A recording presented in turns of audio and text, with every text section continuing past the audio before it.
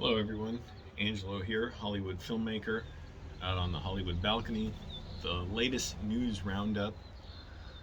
Uh, it's been, I don't even want to say difficult. I don't even like that word. I don't believe in it. But, it's challenged me, or I've gotten my tests this week. Not in my screenwriting classes, but like tests of me, my, ability to withstand just, so this week of writing, I I'm titling this the most difficult week of writing in my life. It's not the writing that was difficult, or that was any more difficult than normal. I had my challenges with it, but that wasn't it. It was just this, thought that I just want to, not I want to do anything. I was gonna say like I want to jettison like all these thoughts from my head, but not even that. Just stuff catching up with me again, like feeling like, oh, I'm a failure, I'm a loser. Like, how did all this stuff happen to me? What happened to me? Just sort of lost my 20s in a way to depersonalization, derealization disorder, to so many other problems, um, to just not even knowing how to be me, how to have my own life and identity. Always knowing I wanted to be a filmmaker, but for one thing, plagued with the latent, religious compulsions from the Catholic Church, or I should say the, Catholic church that I was, the Catholic schools that I went to, so multiple churches. Um, and just now having the clarity to think, like, what the hell were they all thinking? Like, teaching this garbage. But I don't want to run over that too much in my head. It was weird. Some of the thoughts came back like that stuff, those religious compulsions. I'm like, oh my goodness, like, thank goodness I can just, no, okay, accept them. Don't freak out about them. Accept them. Let them go. Because otherwise, those were the most painful, like, disabling thoughts that I ever had. All that stuff about, I don't even want to get into it.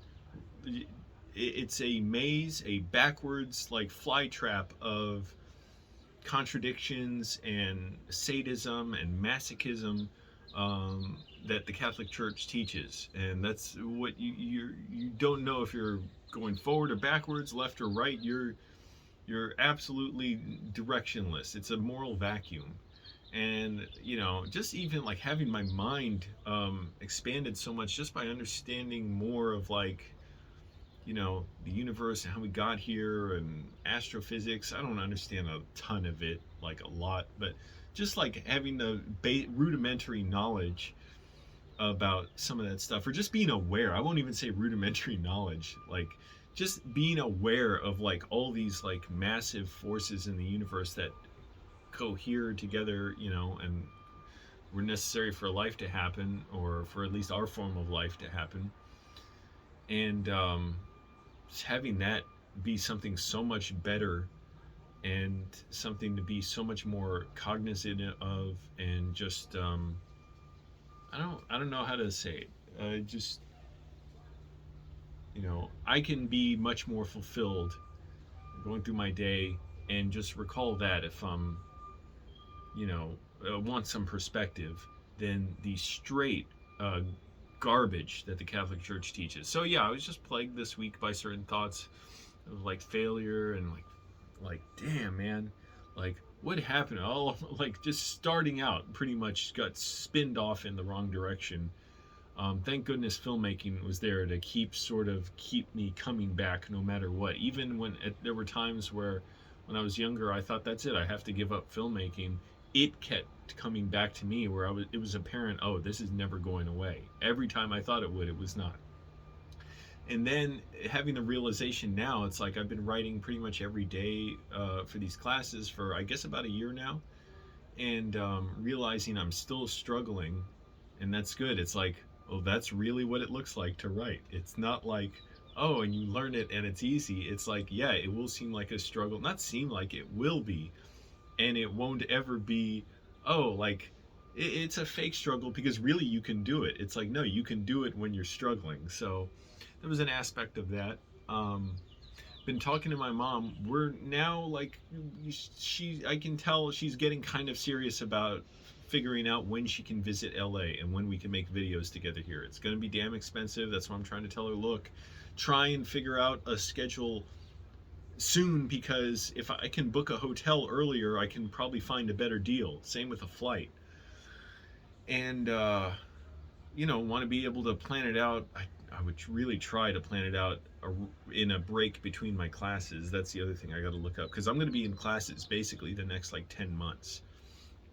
But, well, basically like a year, but there's going to be about, I think, a month off between classes. At least that's how it has been so far. I'm halfway through one class, and then I have 3 more to go. And it's just constant, intense training. And I don't even want to think when I'm doing it. Like, I don't even want to like stop and like think, what am I doing and stuff, how's it work? I just want to go, to do it. And to that end, I've been trying everything to sort of get an edge with myself and clarity with myself, as far as less time on the phone, which I've been successful at, less time looking at social media, which largely I'm successful at. Experiment with my diet, different ways of honing my diet, to be intentional and deliberate about everything I eat and when I eat and how much.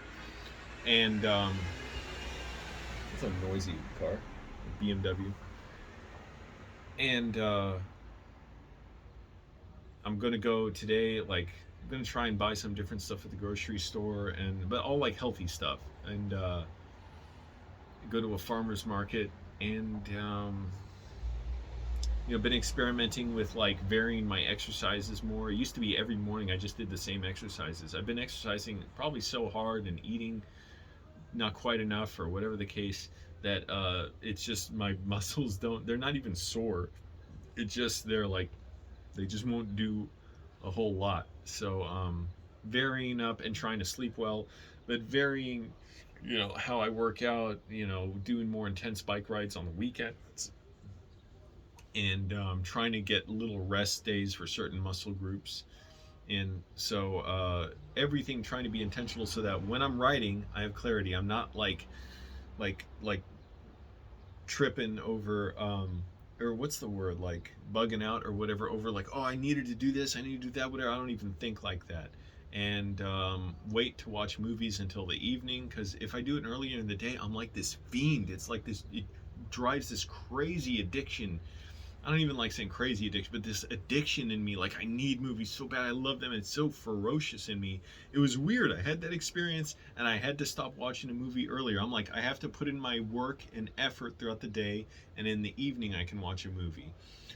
For short silent comedies, not an issue though. I can have them playing on my computer at work, because I can have stuff playing in the background, and it's not an issue. But I'm not really paying attention to them though. That's the thing. They're just kind of there, and I'm aware of them.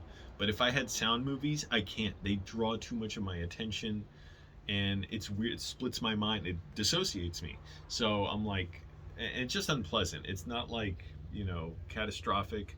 And thank goodness I have the understanding now that, because it happened this week, they have free movies on YouTube, so I'm like, oh, I'll put it on a movie. I put on The Curious Case of Benjamin Button at work. I'm just having it on while I'm doing other stuff, and it like just starting and stopping a lot, because I'm not like sitting there and watching. I'm like, it's on while I'm doing stuff, and I just realized I was feeling terrible. And I was like, why is this? Why am I feeling so bad? And I realized, oh, this is how I used to be all the time. All the time. And the only way, and it made me both scared of watching movies and desire them so badly, and I couldn't just experience them. So they got to have their place. Also, I made the mistake of buying these giant apples at the grocery store. I was like, why not? I'll just try different types of apples this week. Man, my stomach was a wreck this week. Holy crap, it was so painful. And for like 3 or 4 days I couldn't figure out, like, what did I eat? Like, why is my stomach hurting? Am I sick? So bad. Like having like incomplete dumps and like bloating and such, just horrific farts. I'm like, this is a nightmare. And I'm trying to, and after like 3 or 4 days it clicked. I'm like, oh, those apples, they must be like, I don't know, they're probably, someone would know, but like genetically modified, got all kinds of chemicals and stuff. That's why they're so big and red, and I'm like, this is insane. I can't eat these. So I threw the last two I had away. They were huge, like this big. And I'm like, they must be genetically modified, right? Because they're like so big. Maybe not, but they're so big, and like I'm sure it makes them stand out at the grocery store. I'm gonna try and just see, okay, what difference does it make if I buy organic? I'm not even gonna buy apples anymore, too much sugar, but just organic bananas, if it makes any difference. See if they have organic blueberries. I like those for my oatmeal because they don't go bad quickly, as opposed to like raspberries, and less so blackberries, but they do too. And yeah, just keep to the writing. It's like never letting up, and not getting scared. Oh, what if I don't do well? Because there's a chance we don't get graded, but they give recommendations on whether you should move on to the next class or you should repeat this one.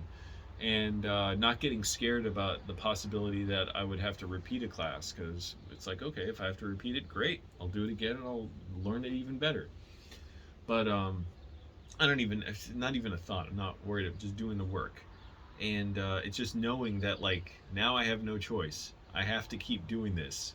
Like, I can never stop this. I don't even want to say I can never, as if there is an option to stop. I have to keep writing, have to keep putting in this effort throughout the day, keeping my phone away, keeping the internet off.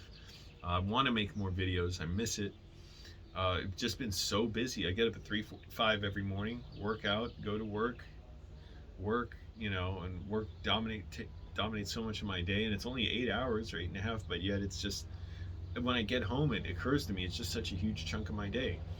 And get my lunch ready for the next day, make a quick dinner, and then write until I need to fall asleep, and just always try and go to sleep by around 7 o'clock at night.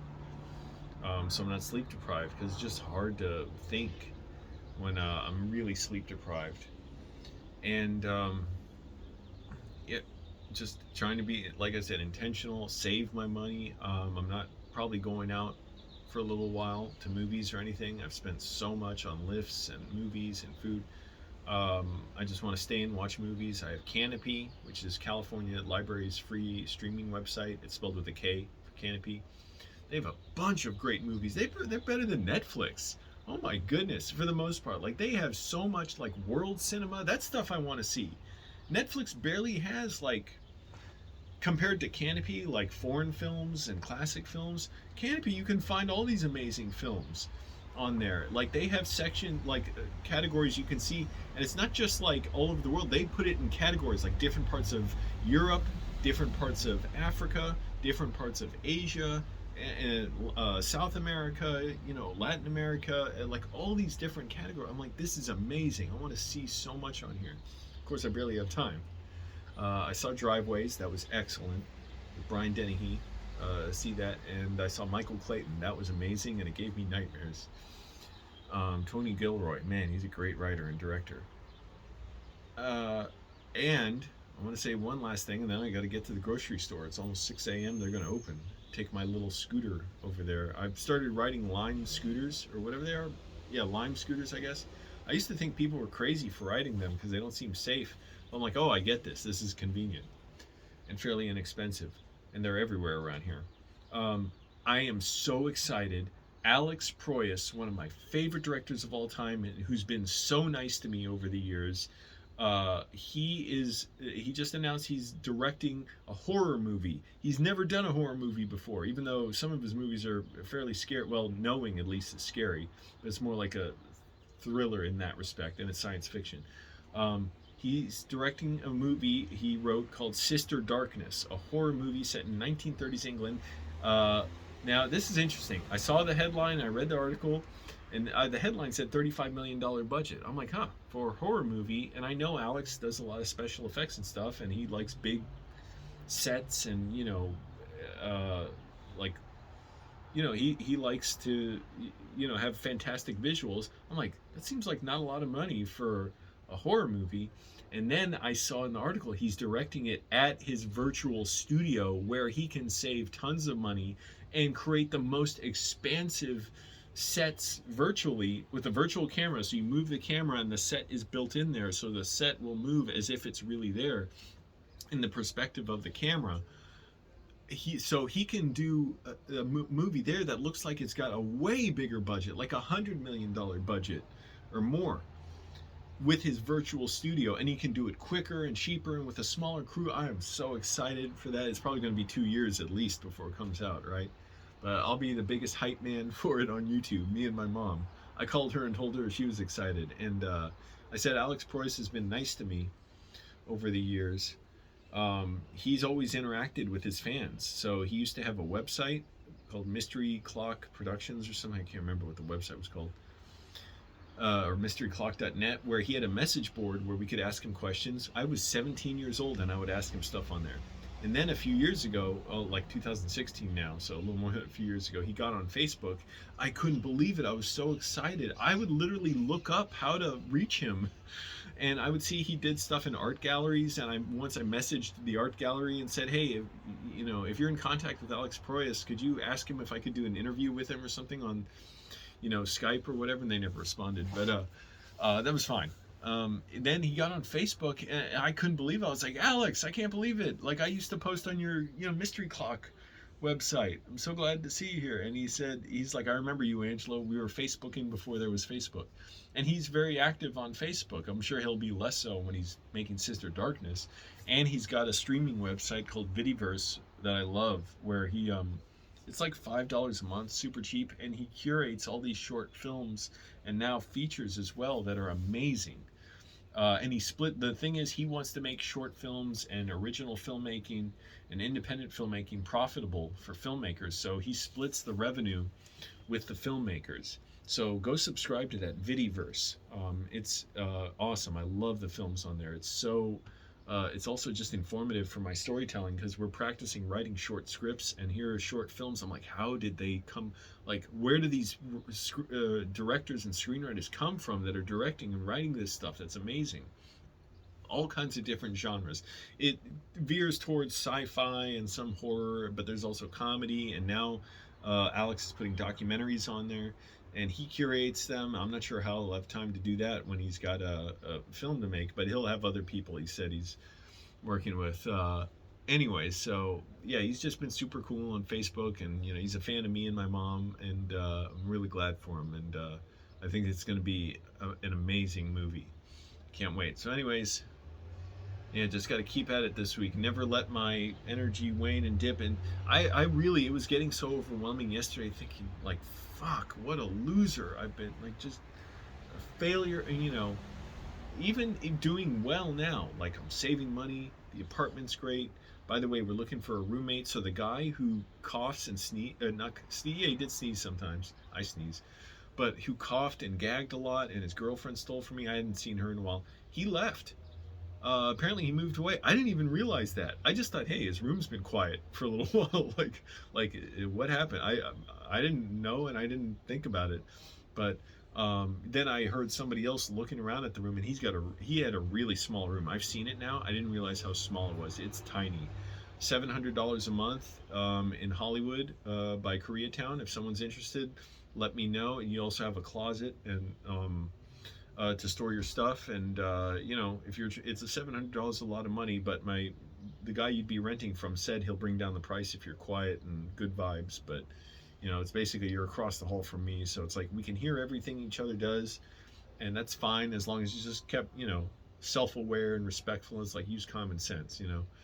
But I'm also thinking of putting up either acoustic paneling or more paintings on the wall, if I can get some paintings cheap. Oh, there's a painting sitting right here. Oh, I should put that up. There's a painting sitting right... See? It's just sitting there. I should hang that up now that I have a stud finder and a power drill and screws. Anyways, so yeah, we're looking for a roommate, and it's like $700 is a lot of money.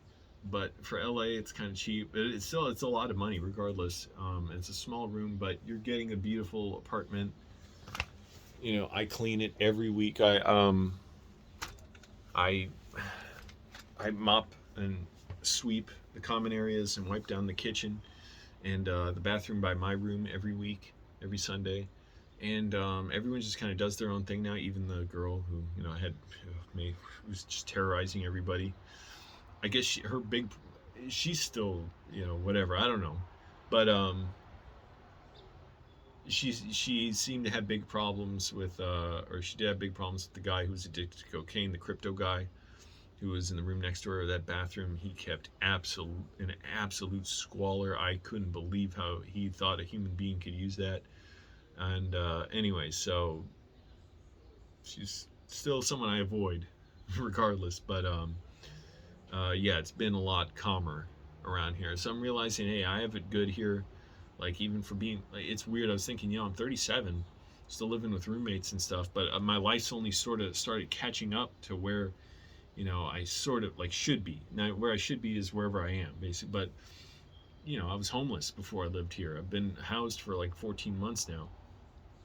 And, just I was thinking about all the other problems I've had just plaguing me, But anyway, so just got to keep writing. So going to go to the grocery store, then hit up another grocery store, then go to the park, then go to the farmer's market, and get a bunch of writing done today. All right, everyone. Thanks for. Oh, and Moist Andy's still living on the road. He didn't get an apartment.